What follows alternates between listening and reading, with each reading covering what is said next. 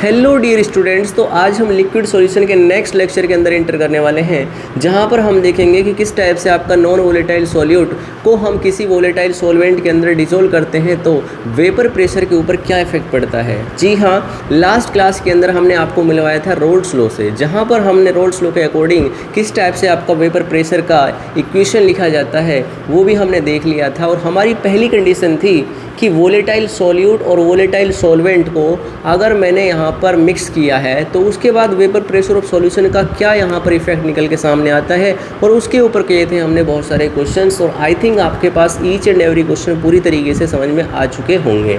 Roles law के according हम बोलते हैं कि अगर मेरे पास कोई एक partial vapour pressure of any component is directly proportional to its mole fraction, यही हमारा रोल्स लॉ का नियम होता है, इसी को ही हम रोल्स लॉ बोलते हैं। तो ये अपना छोटा सा एक क्या है, रिप्रेजेंटेशन है, जहाँ पर हम रिप्रेजेंटेशन का ये ग्राफ देखने जा रहे हैं। वैसे इस ग्राफ को आगे भी अपन डील करेंगे, बट हाल फिलहाल आपके लिए दे रखा है तो मैं इसको थोड़ा सा समझाने का प्रयास करता हूँ कि ये है क्या।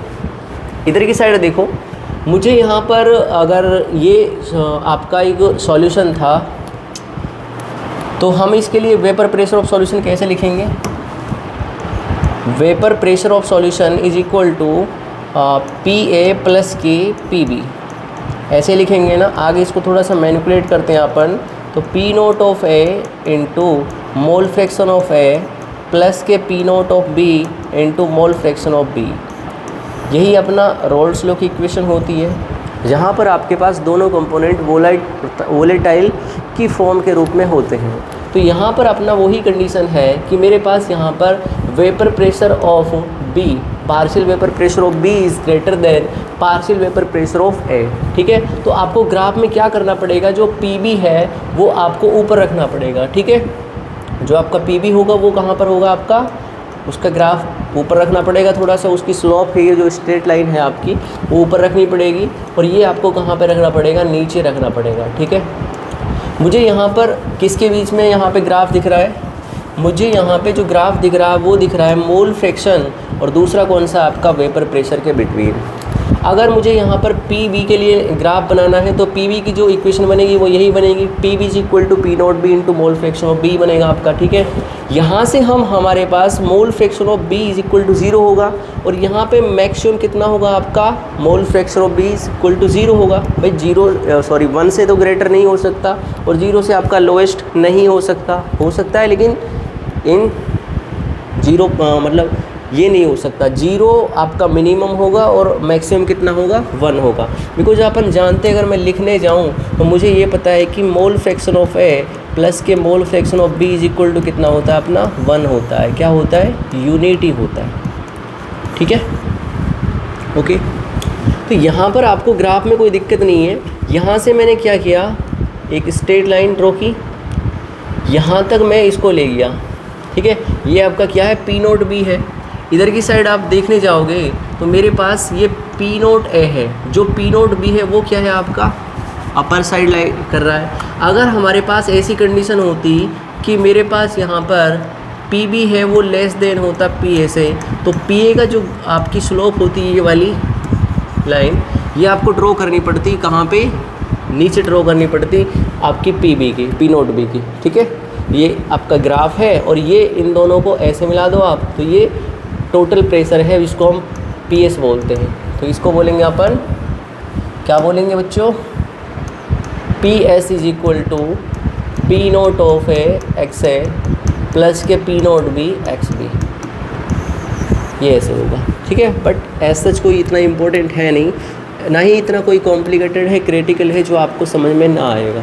ठीक है, अब हम सेकंड कंडीशन के ऊपर मूव ऑन कर रहे हैं, जहाँ पर हम देखेंगे कि किसी नॉन वोलेटाइल सॉल्यूट को ऐड ऑन करने पर हमारे पास वेपर प्रेशर के ऊपर क्या इफेक्ट आता है। ठीक है, तो अपन देखते हैं यहाँ पे,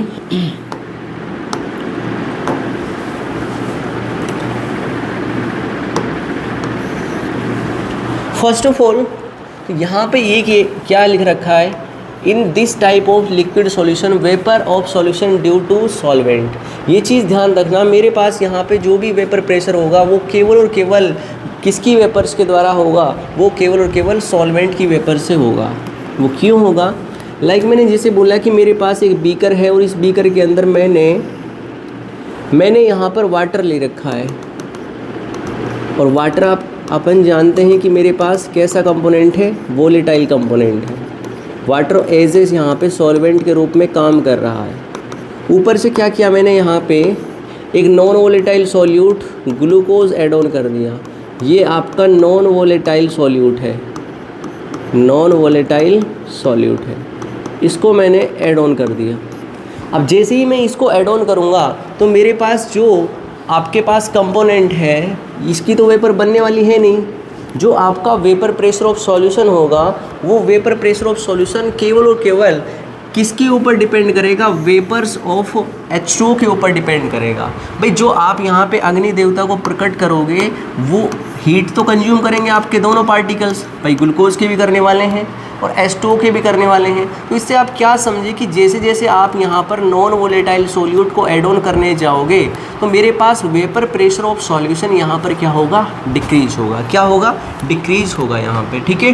तो यहाँ पर यही पॉइंट ये बोल रहा है जो आपको आई थिंक समझ में आ चुका होगा कि मेरे पास अगर कोई यहाँ पे in this type of liquid solution, जब हमारे पास non volatile solute volatile solvent के अंदर ऐड ऑन किया गया, तो मेरे पास जो वेपर्स होती हैं वो ड्यू टू सॉल्वेंट होती है। ओके, लाइन क्लियर हुई आपको। उसके बाद है hence we can measure vapour pressure due to solvent. इसीलिए हम यहाँ पर वेपर प्रेशर ऑफ सॉल्वेंट के द्वारा क्या कर सकते हैं, वेपर प्रेशर ऑफ सॉल्यूशन को मेज़र कर सकते हैं अकॉर्डिंग टू रोल्स लॉ, है ना। रोल्स लॉ के अकॉर्डिंग, किसके अकॉर्डिंग, रोल्स लॉ के अकॉर्डिंग हम क्या बोलेंगे, हम बोलेंगे कि मेरे पास यहाँ पे रोल्स लॉ का नेम क्या कहता है, रोल्स लॉ का नेम कहता है कि मेरे पास यहाँ पर मान के चलो आपका vapour pressure of solution PS है। क्या है, वेपर प्रेशर ऑफ सॉल्यूशन है, जिसको हम यहाँ पे PS बोलते हैं। अब PS आपका PA प्लस के P भी होगा, और मैंने बोल दिया कि यहाँ पर अरे B लिखना पड़ेगा, ठीक है। ये आपका vapour pressure, partial vapour pressure of B। मेरे पास जो A है उसको मैंने बोल दिया कि यहाँ पर नॉन वोलेटाइल सॉल्यूट है, और जो अपने पास B है वो अपने पास यहाँ पर वोलेटाइल सॉल्वेंट है। अब देखो ये तो अपने पास नॉन वोलेटाइल है, तो इसकी वेपर्स तो निकलेंगे ही नहीं। मेरे पास जो वेपर्स निकलेंगी वो B की ही निकलेंगी। वेपर किसकी एग्जर्ट होंगी, B की होंगी। तो मैं यहाँ पर फाइनली क्या बोल सकता हूँ कि वेपर प्रेशर ऑफ सॉल्यूशन आपका जो डिपेंड करेगा वो डिपेंड करेगा P0 B into mole fraction of B के ही ऊपर, ठीक है। किसके ऊपर डिपेंड नहीं करेगा, सॉल्यूट के अमाउंट के ऊपर डिपेंड नहीं करेगा, बिकॉज जिसकी वेपर एग्जर्ट नहीं होंगी उसका आप वेपर प्रेशर भी कैलकुलेट नहीं कर सकते। समझ में आ रही है आपको बात, बिल्कुल क्लियर हुई चीज़ें आपको। अच्छा, इतना लिखने के बाद में, कितना लिखने के बाद में, इतना लिखने के बाद में हम आपको थोड़ा सा और ज़्यादा यहाँ पे समझाने की कोशिश कर रहे हैं। समझाने की कोशिश क्या कर रहे हैं, एक पॉइंट ये है आपको जो ध्यान रखना है कि on adding a non volatile solute into ए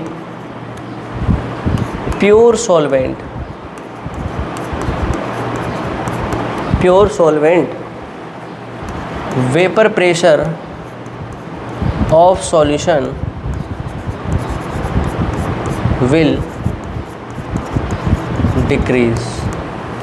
इसका मतलब ये है कि अगर मेरे पास कोई एक सॉल्यूशन है, उसके अंदर मैंने कोई, मेरे पास एक वोलेटाइल सॉल्वेंट है, उसके अंदर मैंने यहाँ पे नॉन वोलेटाइल सॉल्यूट को ऐड ऑन कर दिया, तो मेरे पास क्या होगा, वहाँ पे आपकी जो वेपर प्रेशर है वो क्या हो जाएगा, डिक्रीज़ हो जाएगा। क्या हो जाएगा, डिक्रीज़ हो जाएगा। इस चीज़ को तो अपन जानते हैं।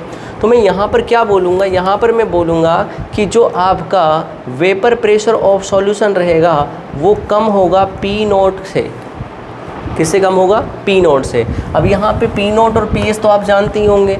ये क्या अपने पास vapour pressure of pure solvent, जो P0 है अपने पास, ठीक है, जैसे वाटर हो गया। दूसरी चीज़ ये है अपने पास वेपर प्रेशर ऑफ सॉल्यूशन। जब मैंने सॉल्वेंट के अंदर आपका non volatile solute add on कर दिया, तब उसके बाद जो वेपर प्रेशर कैलकुलेट होगा वो सॉल्यूशन के लिए होगा। किसके लिए होगा? सॉल्यूशन के लिए होगा। अभी आपको बात शायद क्लियर समझ में नहीं आई। अब हम आपको थोड़े से विदेशी तरीके से हटकर देसी तरीके से समझाने का प्रयास करते हैं। ठीक है, समझाए भाई? अच्छा, बड़े ध्यान से देखना। दोबारा से हम एक बार बीकर बनाने की कोशिश करते हैं। बनाना ही है, कोशिश क्या करना। इसके अंदर मानो कि मैंने ए ले लिया और दूसरा ले लिया यहाँ पर बी। ठीक है, अब जो मेरे पास ए है उसको मैंने बोला कि मेरे पास ये नॉन वोलेटाइल है और ये क्या अपने पास वोलेटाइल है, जिसकी वेपर एक्सर्ट हो रही हैं। ठीक है, स्टार्टिंग में मान के चलो मेरे पास यहाँ पे कुछ नहीं था, केवल और केवल वाटर था। क्या था? केवल और केवल यहाँ पर वाटर था। ये आपका वाटर है। ठीक है, मैंने बोला कि मेरे पास यहाँ पर केवल और केवल वाटर था। मैंने यहाँ से नीचे अग्नि देवता को प्रकट किया और इसको हीट किया।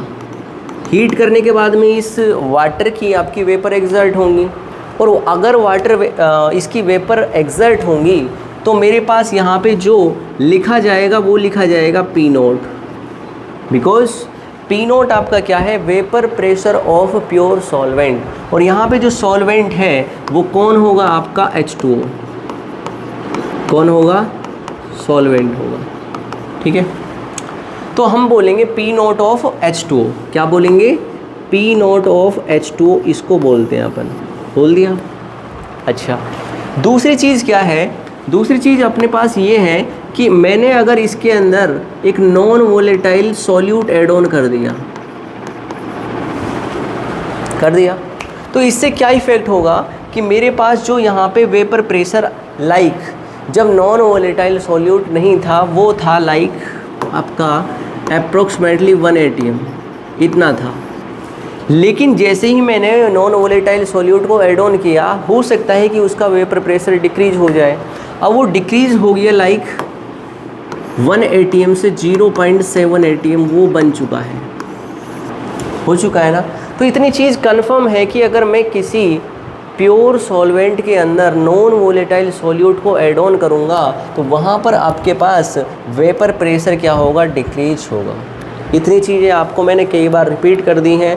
आई थिंक आपको पूरी तरीके से अब तो समझ में आ जाना चाहिए। अब भी समझ में नहीं आता है तो भैया अपना इलाज कराइए किसी एक बढ़िया डॉक्टर से, तब कि आपको समझ में आ सके। ठीक है, समझ में आ चुकी है ना बात? तो यहाँ से ही हमने एक बात बोली थी कि P naught of H2O is greater than रहेगा vapour pressure of solution. Solution कब बनता है? जब हमारे पास सॉल्यूट भी होता है और सॉल्वेंट भी होता है। ठीक है, तो इसीलिए vapour pressure of solution is less than vapour pressure of pure solvent H2O। Okay, clear बात समझ में आई आपको? कोई दिक्कत वाली बात तो नहीं है यहाँ पे? ओके, आगे बढ़े। चलिए आगे बढ़ते हैं। अच्छा, अब एक चीज़ यहाँ पे क्या है,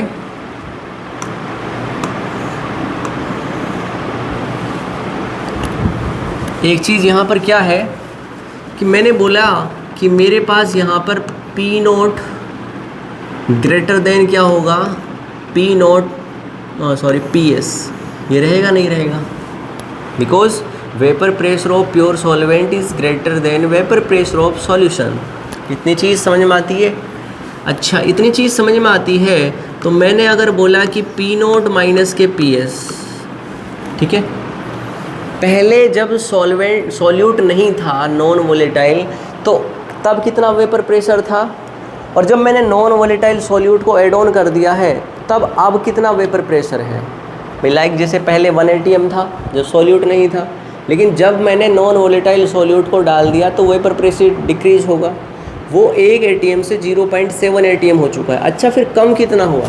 वो आपका कम कैसे निकालेंगे आप? P naught minus P S से ही निकालेंगे ना।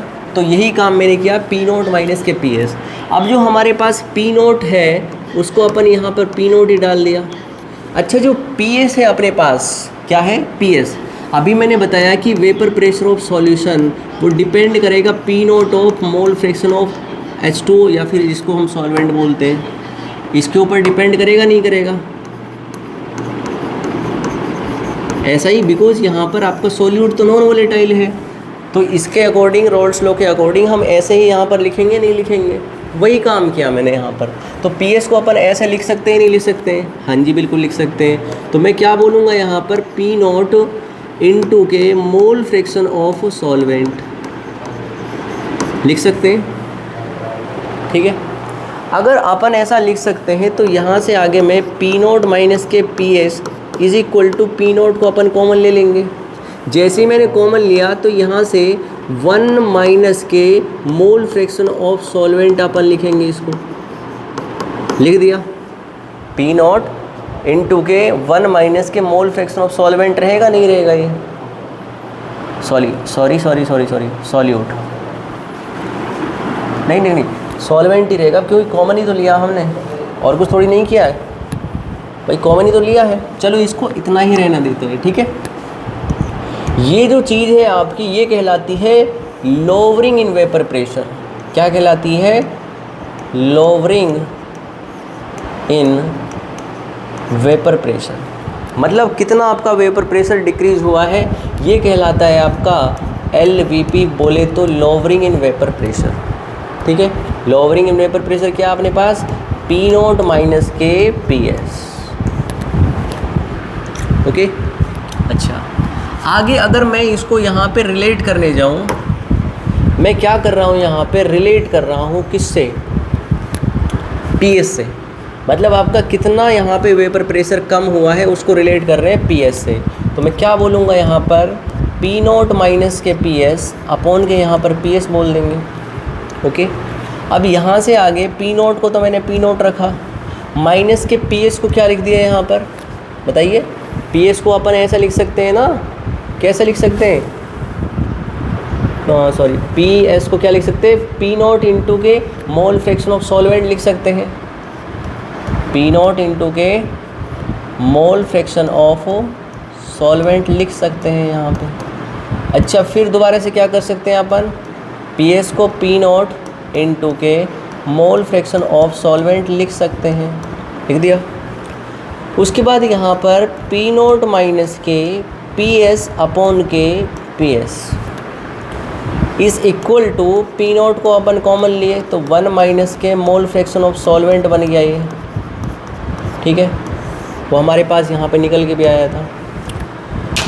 नीचे आपका P not into mole fraction of solvent रहेगा, नहीं रहेगा?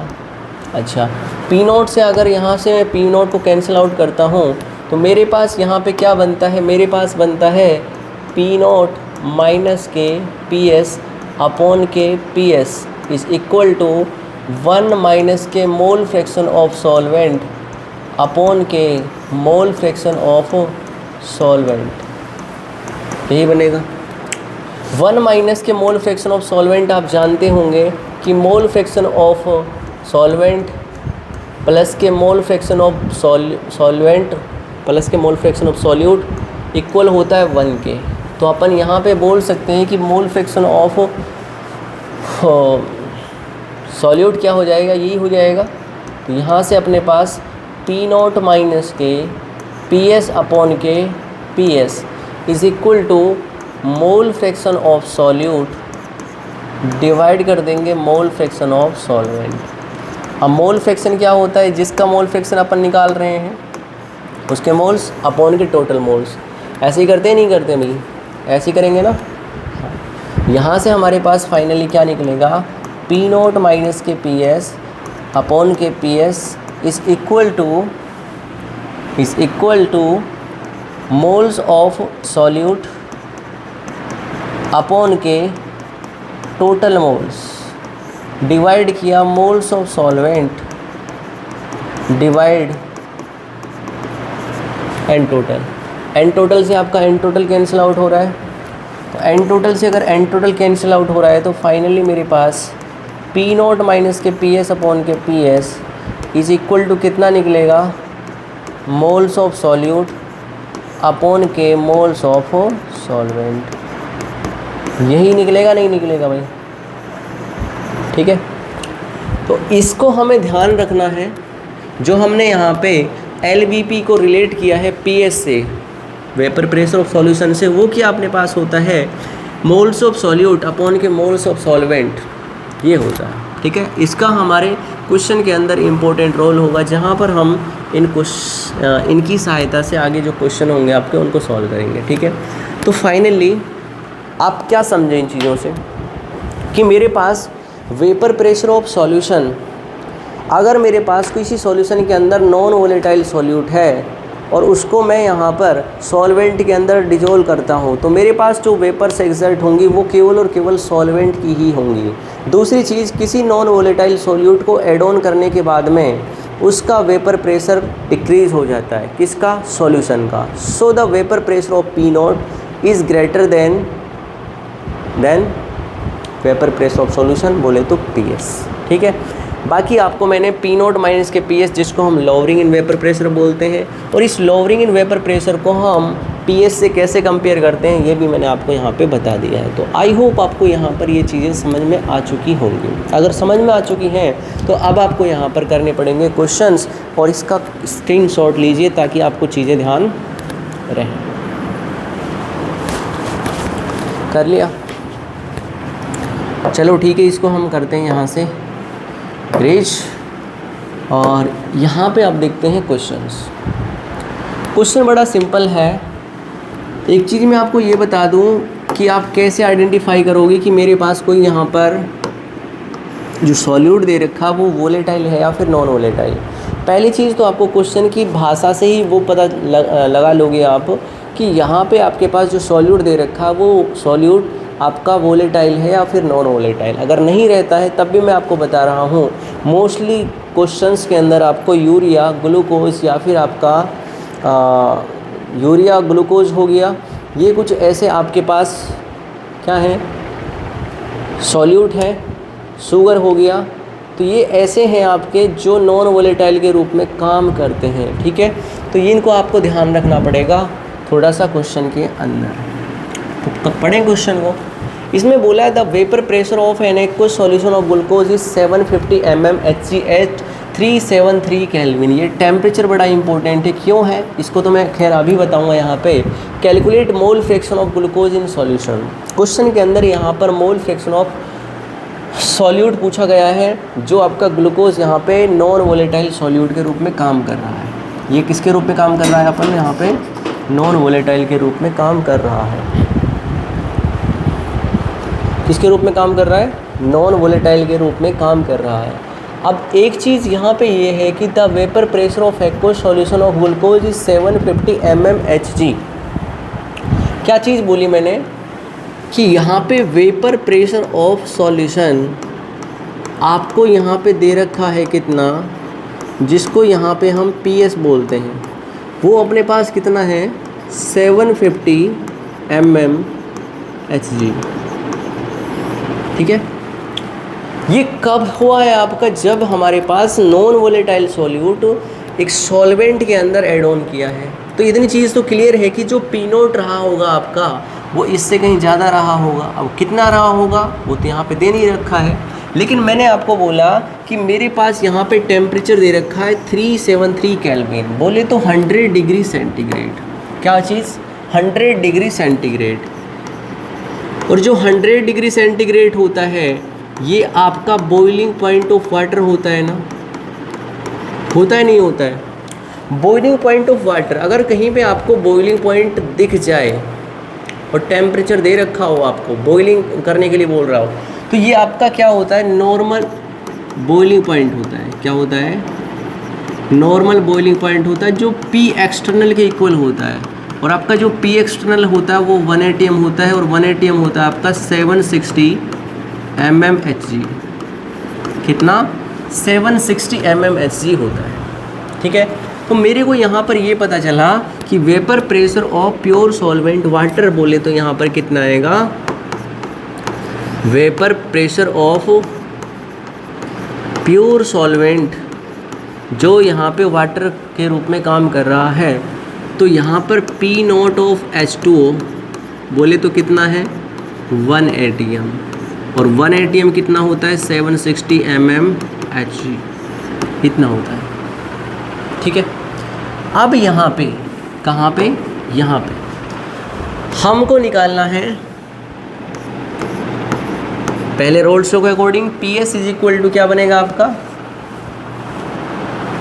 क्या बनेगा, हाँ वेरी गुड, हम बोलेंगे P naught of H2 into के मोल फ्रैक्शन ऑफ H2 ही बोलेंगे। क्यों? क्योंकि ग्लूकोज तो आपका नॉन वोलेटाइल सॉल्यूट है। अगर नॉन वोलेटाइल सॉल्यूट है तो अकॉर्डिंग टू रोल्स लॉ हम इसका एक्सप्रेशन नहीं लिख सकते, ठीक है। तो यहाँ पर पी एस आपको कितना दे रखा है 750 mmHg, ये दे रखा 760 mmHg। यहाँ पर आपको मोल फ्रैक्शन ऑफ H2 निकालने हैं। तो मोल फ्रैक्शन ऑफ H2 आप अगर निकालने जाओगे तो मेरे को ये मिलेगा आपका 750 डिवाइड बाय 760। तो ये अपने पास 76 डिवाइड बाय 75 डिवाइड बाय 76 होगा। 75 डिवाइड बाय 76 हो गया। अच्छा, आप जानते हैं कि मेरे पास mole fraction of glucose plus के mole fraction of H2 equal होगा 1 के। यहाँ से मोल फ्रैक्शन ऑफ ग्लूकोज अपन निकाल सकते हैं 1 माइनस के 75 डिवाइड बाय 76। ये अपने पास निकल के आएगा 1 अपॉन के 76, जो मेरे को यहाँ पे पूछा गया है, ठीक है। कॉपी कीजिए, फिर हम आपसे नेक्स्ट क्वेश्चन को करवाने के लिए बोलेंगे।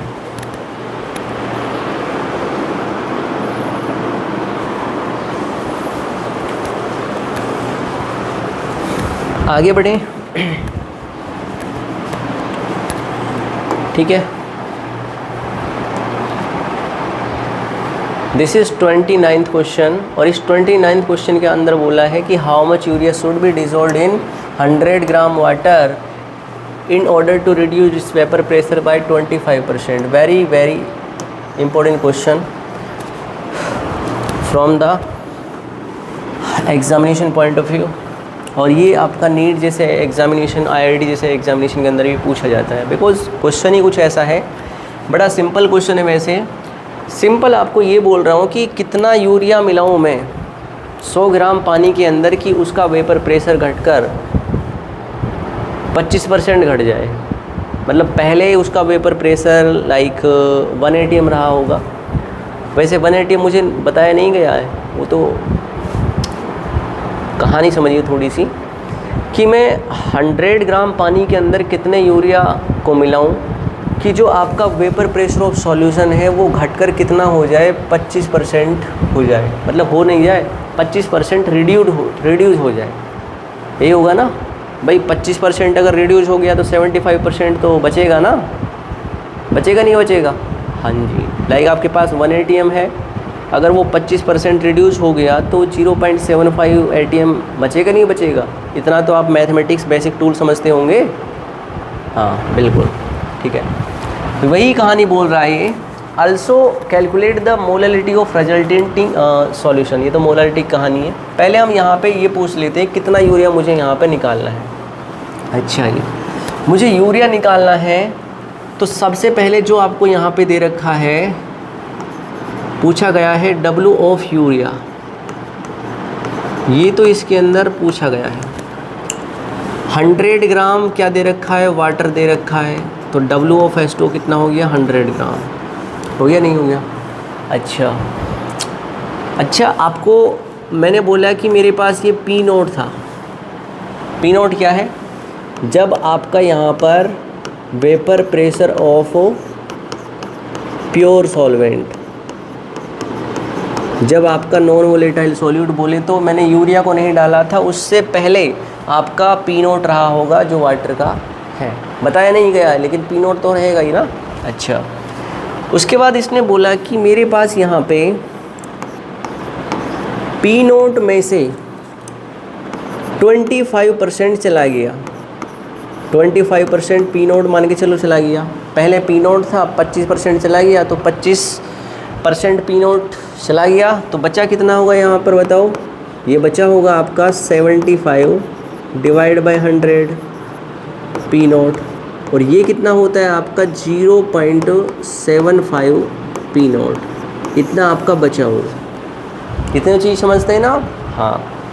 अब मैंने आपको एक रिलेशन बताया था कि पी नोट माइनस के पी एस अपॉन के यहाँ पे P S is equal to क्या होता है, हाँ very good, moles of solute divide किया मैंने मोल्स ऑफ सॉल्वेंट से।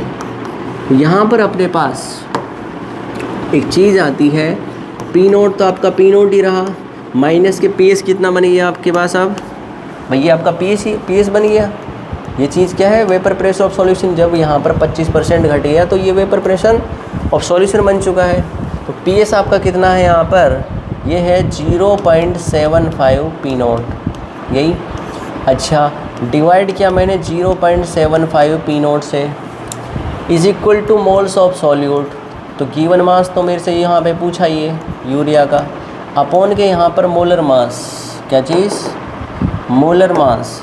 और मोलर मास जो होता है यूरिया का वो होता है 60, बिकॉज़ यहाँ पे जो मोलर मास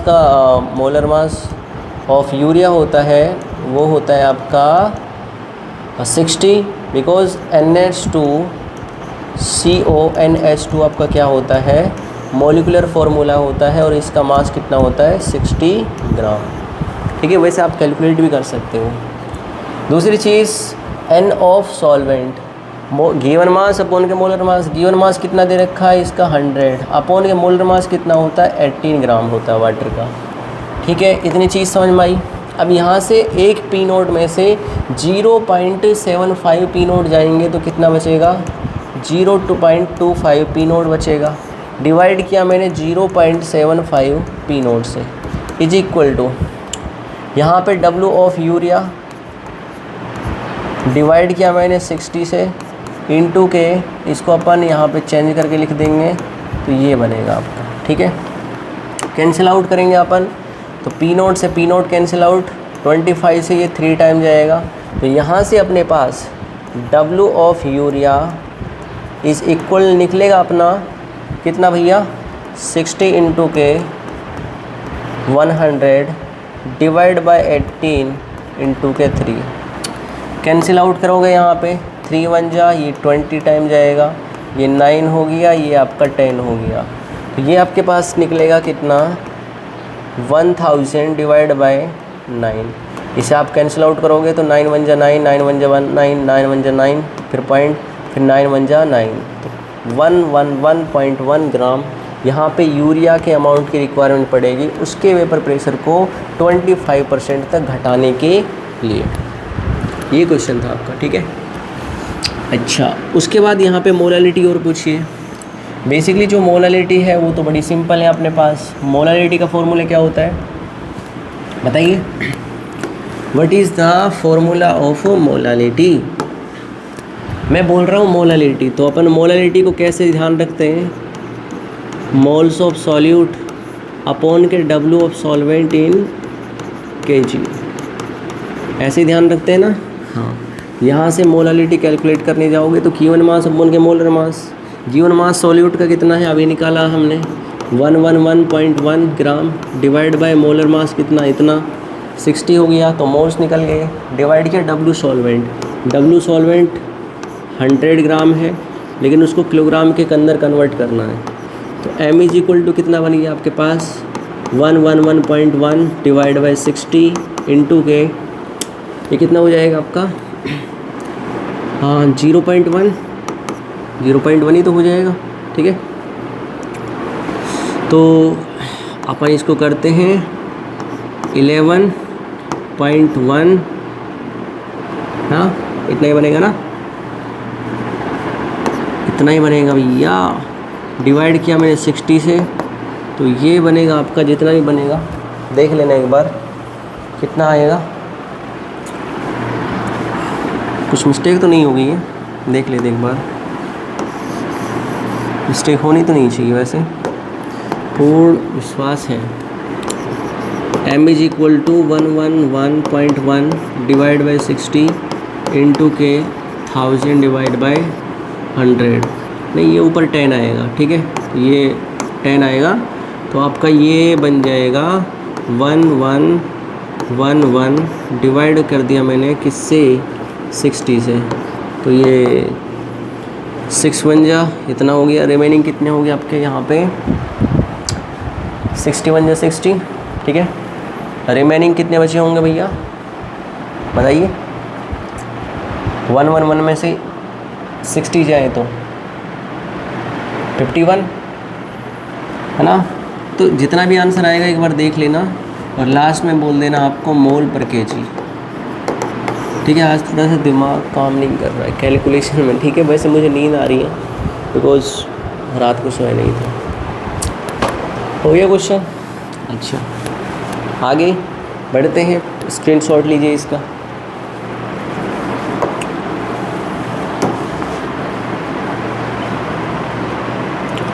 अब अपने पास यहाँ पर एक रिलेशन है, बड़ा इम्पोर्टेंट रिलेशन है, ये रोल्ट और डॉल्टन का है। ठीक है, और इस टॉपिक को अपन क्या बोलते हैं यहाँ पर? Relating mole fraction in liquid and vapour state. जो लिक्विड का संबंध है वो बताया था रोल्ट ने, जबकि जो वेपर का संबंध है वो बताया था डॉल्टन ने। ठीक है, तो कैसे बताया था, क्यों बताया था, खैर ये कहानी तो अभी हमें पता चलेगी। खैर, और इसको हम यहाँ पर ये भी बोलते हैं, दोनों साइंटिस्ट को रिलेट कर रहे हैं, तो रोल्स लॉ और डॉल्टन लॉ का रिलेशन। इसने बोला कि भैया मैं लेट कर रहा हूँ a solution two volatile component है मेरे पास ए और बी, दोनों वोलेटाइल हैं जिनकी वेपर एक्सर्ट हो सकती है। जो मेरे पास है एक्स है, जिसको हम चाई बोलते हैं, ये अपने पास मोल फ्रैक्शन ऑफ ए है लिक्विड सॉल्यूशन के अंदर। ठीक है, ध्यान रखना, लिक्विड सॉल्यूशन के अंदर वेपर, लिक्विड सॉल्यूशन के अंदर है मोल फ्रैक्शन, जबकि आपका जो यहाँ पे मोल फ्रैक्शन ऑफ बी है लिक्विड सॉल्यूशन के अंदर, वो चाहे बी से या फिर एक्स बी से ही बोल देता हूँ मैं इसे, ये है अपने पास। ठीक है, तो अपने पास जो यहाँ पे एक्स है और एक्स बी है, एक्स है और एक्स बी है, वो लिक्विड सॉल्यूशन के अंदर है, जबकि आपका जो वाई ए और वाई बी है ये आपकी वेपर फेज़ के अंदर है, वेपर स्टेट के अंदर है। तो जो वेपर स्टेट का जो यहाँ पे आपका लॉ है वो आपका आया है डॉल्टन से। जी हाँ, डॉल्टन से। जबकि लिक्विड सॉल्यूशन के अंदर जो मोल फ्रैक्शन आपको कैलकुलेट करने हैं उसका जो अजम्पशन निकली है, मैं तो अजम्पशन ही बोलूँगा इनको, वो निकली है आपकी किससे? रोल्स लॉ से। ठीक है, अब रोल्स लॉ लिखना आता है आपको और डॉल्टन्स लॉ भी लिखना आता होगा। ठीक है, अगर आपने 11th स्टैंडर्ड के अंदर पढ़ा होगा थोड़ा सा स्टेट्स ऑफ मैटर, तो वहाँ पर आपको ये चीज़ देखने को मिलती है। तो अकॉर्डिंग टू रोल्स लॉ के नियम के अकॉर्डिंग हम ऐसे ही लिखते हैं कि वे partial vapour pressure of A is equal to P naught of A into के मोल फ्रैक्शन ऑफ ए। ठीक है, वेपर प्रेशर ऑफ ए है ये, वेपर प्रेशर ऑफ बी ऐसे लिखेंगे आप। ठीक है, P B is equal to P naught B into के मोल फ्रैक्शन ऑफ बी। अब डॉल्टन्स लॉ क्या कहता है? डॉल्टन्स लॉ कहता है अगर मुझे यहाँ पर पी ए निकालना है, क्या निकालना है? P A. ये क्या अपने पास पार्शियल वेपर प्रेशर है, तो ये इसके पी टोटल के और इसके मोल फ्रैक्शन के बराबर होता है। मतलब जिसको हम पी टोटल बोलते हैं या फिर पी एस बोलते हैं, इनटू के किससे? इनटू के इसके मोल फ्रैक्शन से होता है। ठीक है, अब जो ये मोल फ्रैक्शन है आपका, ये वेपर फेज़ के अंदर है, तो इसको अपन वाई से हम रिप्रेजेंट करेंगे। तो वाई ए जहाँ पर लिखा दिखा मिल जाए, तो मुझे यहाँ पर ये ध्यान रखना है कि वाई ये किसके लिए है? मोल फ्रैक्शन के लिए है, लेकिन वो वेपर फेज़ के अंदर है, वेपर स्टेट के अंदर है। जबकि चाहिए या फिर इसको हम एक्स से बोलते हैं या फिर एक्स भी बोलते हैं, तो वो आपका केवल और केवल लिक्विड सॉल्यूशन के अंदर होगा। ठीक है, ये टर्मोलॉजी आपको थोड़ी सी ध्यान रखनी है। मैंने क्या किया यहाँ पर? यही तो किया मैंने। ठीक है, अगर मुझे वेपर प्रेशर ऑफ बी निकलना है तो मैं क्या बोलूँगा? P B is equal to P total into के वाई बी। ठीक है, यही तो अपना रोल्स कहता है, सॉरी डॉल्टन कहता है। ये आपका डॉल्टन कहता है और ये कौन कहता है? आपका रोल्ट कहता है। कौन से वाला? ये वाला। इतनी चीज़ समझ में, सब कुछ लिखा हुआ है, मुझे एक्सप्लेन करने की रिक्वायरमेंट पड़ रही है। बस बार बार चीज़ों को मैं लिख रहा हूँ तो उससे थोड़ी सी डिस्टर्बेंस हो सकती है आपको, बट एटलीस्ट आपको जो ये लिखा है पहले से ही प्रिंटिंग और टाइपिंग की फॉर्म में, उसी को ध्यान रखना है। अब मैंने क्या किया यहाँ पर? मैंने क्या किया यहाँ पर? पीए को दोनों से रिलेट कर दिया, तो आपको क्या ध्यान रखना है, मुझे बस Raoult is equal to Dalton कर देना है। क्या कर देना है? Raoult is equal to Dalton कर देना है, डाल्टन। ठीक है, अगर मुझे यहाँ पर पीए निकालना है, ठीक है, partial vapour pressure of A निकालना है, तो मैं Dalton is equal to Raoult's कर दूंगा। ठीक है, तो अपने पास पीए रोल्ट्स के अकॉर्डिंग क्या बनेगा, इज इक्वल टू पीए आपका किसके अकॉर्डिंग, डाल्टन के अकॉर्डिंग क्या बनेगा भाई। पीए अगर आप रोल्ट्स के अकॉर्डिंग लिखोगे तो यही बनेगा आपका, जबकि आपको इक्वल करना है पीए को डाल्टन के फॉर्म में, तो यही बनेगा आपका पी टोटल इंटू के वाई ए बनेगा आपका, यही बनेगा, नहीं बनेगा। अच्छा, उसके बाद देखो वाई ए को तो मैंने यहीं पर रहने दिया, तो मेरे पास P naught of A into mole fraction of A divide कर दिया मैंने, पी टोटल नीचे आ जाएगा आपका, आ गया। अच्छा, तो Y A is equal to, ये तो पहले से ही ऊपर है, पी टोटल क्या है आपका, पी एस के ही होता है, वेपर प्रेशर ऑफ सॉल्यूशन। और वेपर प्रेशर ऑफ सॉल्यूशन क्या होगा, अगर दोनों कंपोनेंट अपने पास वोलेटाइल है तो क्या होगा, P naught of A into के mole fraction of A plus के P naught of B into के मोल फ्रैक्शन ऑफ बी। ठीक है, ये आपका पी टोटल हो चुका है, या फिर इसको पी एस बोलते हैं अपन सॉरी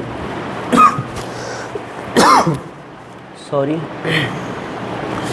उसके बाद अगर मुझे यहाँ पर पीबी को लिखना है, तो पीबी का आपका रिलेशन ये बन जाएगा बिल्कुल सेम तरीके से, मुझे बस क्या करना है, Raoult is equal to Dalton करना है। अगर पीए के लिए करना है तो रोल्ट लिखो पहले और उसके बाद उसका लिखो डाल्टन, तो Raoult is equal to Dalton के माध्यम से आप यहाँ पर रिलेट कर सकते हैं मोल fraction of mole fraction in liquid solution और वेपर स्टेट। यही बोलते हैं हम relation between liquid solution, relation between Raoult's law and Dalton's law. ठीक है, तो आई होप आपको ये चीज़ समझ में आ चुकी होगी। तो अब हम आपसे यहाँ पर कुछ और देखते हैं, बट मुझे लग नहीं रहा कि आज कुछ यहाँ पे और सामग्री आपको देखने को मिलेगी, लेकिन एक क्वेश्चन ज़रूर है इस सामग्री के अंदर। वो क्वेश्चन है बड़ा सिंपल, और वेपर फेज़ के अंदर इसने मोल फ्रैक्शन पूछ रखे हैं आपसे, तो इनको अपन बताने का प्रयास करेंगे। तो पहले आप ट्राई कीजिए, फिर हम ट्राई करेंगे।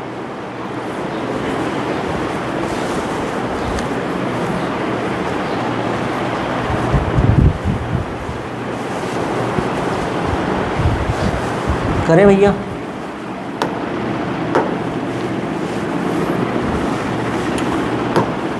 सबसे पहले क्वेश्चन के अंदर जो इन्फॉर्मेशन गिवन होती है उसको आराम से यहाँ पे रीड करिए, लिखिए।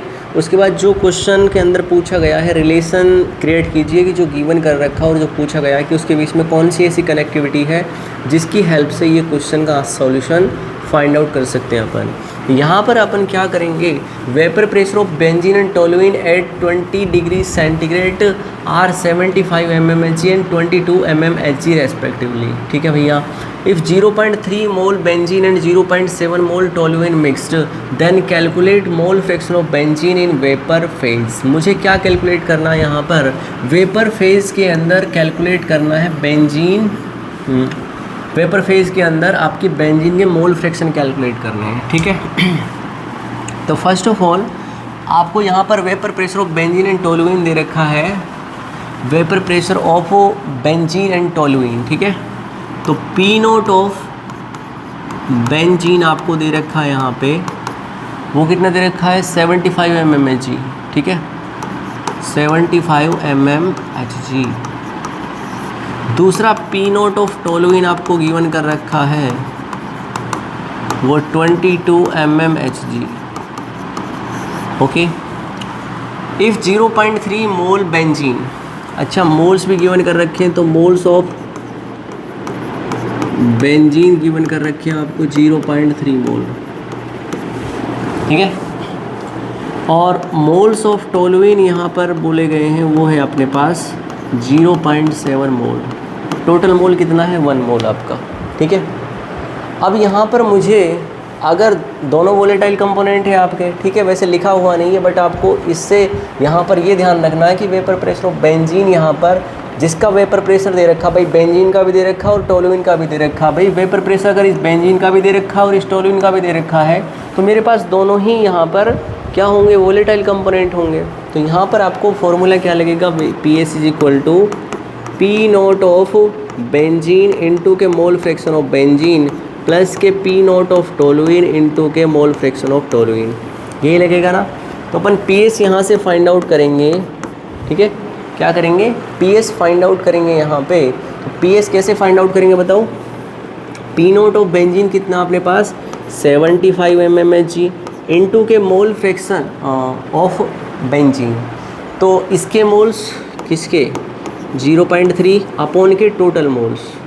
टोटल मोल्स आपके पास कितने हैं 0.7 प्लस के 0.3, बोले तो 1 ही होगा आपका, ठीक है।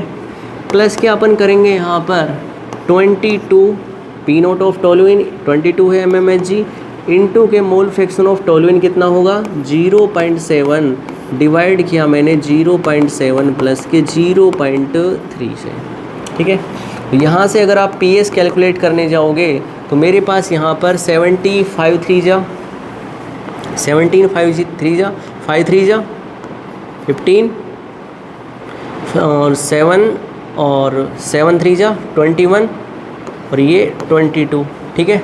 डेसिमल 1 पॉइंट के बाद लगा देंगे, डिवाइड किया करना है तो मुझे ये 1 ही आएगा आपका, ठीक है। तो 22.5 हो गया। उसके बाद 22 7 जा 7 2 जा 14 7 2 जा 14 और 115 पॉइंट यहाँ पे लग गया, ठीक है। तो पी एस यहाँ से अगर आप कैलकुलेट करने गए हैं तो मेरे पास ये 9.52 हो गया और 12 आपका 3 हो गया। इतना mmHg निकल के आ रहा होगा, बोलो इतना ही आ रहा होगा ना। 37.9 mmHg यहाँ पर आपका वेपर प्रेशर निकला है किसका, सॉल्यूशन का यहाँ पे, ठीक है। जिसको हम पी टोटल भी बोलते हैं, क्या बोलते हैं, पी टोटल भी बोलते हैं। लेकिन ये किसने बोला था आपका, रोल्स ने बोला था, नहीं डाल्टन ने बोला था। वैसे कोई ऐसा स्पेसिफिक मैंने कहीं पे पढ़ा नहीं है कि इसने बोला था, बट मैं बता रहा हूँ आपको, ठीक है। ओके, कभी तुम भ्रमित हो जाओ। अब पी एस निकालने के बाद में मुझे यहाँ पर आपका मोल फ्रैक्शन निकालना है, किसका, बेंजीन का निकालना है। किसका निकालना है, बेंजीन का, ठीक है। तो अपन क्या करेंगे यहाँ पर, पी बी को रोल्ट के बराबर भी लिखेंगे और पी बी किसका, डाल्टन में भी लिखेंगे, ठीक है। अगर आप पी बी को लिखने जाओगे तो पी बी क्या होगा आपके पास, रोल्ट के अकॉर्डिंग क्या होगा, partial vapour pressure of benzene is equal to होगा आपका P naught of benzene into mole fraction of benzene होगा आपका, यही होगा ना भैया। हाँ, यहाँ पे आप लिखोगे यहाँ पे P naught of benzene into के mole fraction of benzene.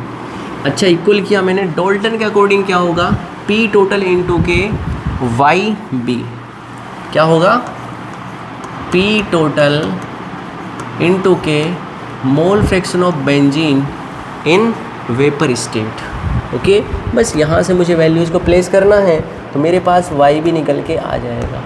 Y भी अपन निकालेंगे तो P naught of B into के mole fraction of B divide किया मैंने पी एस से या फिर पी टोटल से, तो यहाँ से वाई भी निकल के आ जाएगा। बोले तो mole fraction of benzene in vapour state.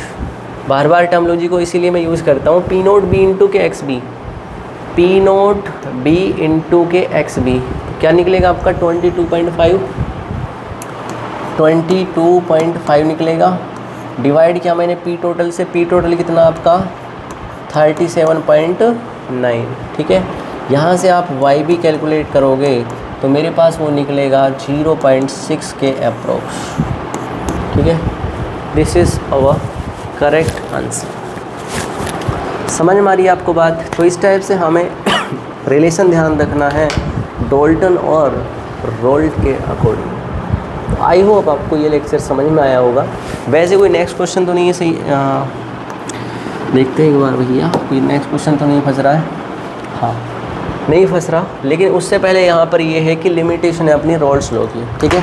अब रोल्स लॉ का काम तमाम हो चुका है, मीन्स हमने पढ़ लिया है, और पढ़ लेने के बाद में केमिस्ट्री के अंदर हमारी जो डीमेरिट्स होते हैं किसी भी रोल्स के, किसी भी लॉ के, वो सामने निकल के आते हैं। तो लिमिटेशन ऑफ रोल्स लॉ का पहला है कि solute and solvent should not chemically react. Important चीज़ ये है, अगर आपके पास सॉल्वेंट और सॉल्यूट दोनों एक दूसरे से रिएक्ट कर गए तो आप प्रेडिक्ट ही नहीं कर पाओगे रोल्स लॉ के अकॉर्डिंग कि हमारी कैलकुलेशन कैसे होगी। तो सबसे बड़ा डीमेरिट तो अपना ये है कि मेरे पास यहाँ पे आपके जो सॉल्यूट हैं और सॉल्वेंट हैं, दोनों कंपोनेंट आपके पास नॉन रिएक्टिव होने चाहिए, नॉन रिएक्टिव होने चाहिए, ठीक है। अगर रिएक्ट हो गए तो आपको यहाँ पर रोल्ट के अकॉर्डिंग जो कैलकुलेशन होगी वो आप नहीं कर पाओगे। Solute should not dissociate and associate into the solution. Means मैंने बोला कि अगर मेरे पास ये NaCl है तो ये अपने आयंस के अंदर डिसोशिएट होता है, नहीं होता है। तो जो डिसोशिएट होते हैं या फिर एसोसिएट होते हैं, टूटे हुए हैं जुड़ जाते हैं, या फिर जुड़े हुए टूट जाते हैं, जैसे आयंस के अंदर ये रेस्पेक्टिव आयंस के अंदर टूट गया है, तो इसके अंदर हम रोल्स लॉ के अकॉर्डिंग अपनी कैलकुलेशन को नहीं कर सकते। तो ये इनके दो डीमेरिट्स हैं मैंने मेनली आपके जो यहाँ पे आपको ध्यान रखने रोल्स लॉ के। वैसे कोई पूछने वाला है नहीं, हमें तो केवल और केवल न्यूमेरिकल से ही रिलेशन रखना पड़ता है और न्यूमेरिकल को ही ध्यान रखना पड़ता है। इन्हीं सभी बातों के साथ मैं आज की लेक्चर को यहाँ पे स्टॉप करते हुए कल आपसे मिलता हूँ। कल देखेंगे अपन यहाँ पे कि ideal and non ideal solution क्या होते हैं, एजियोट्रॉप्स क्या होते हैं, और कुछ छोटी मोटी चीज़ें। तो टिल देन बाय।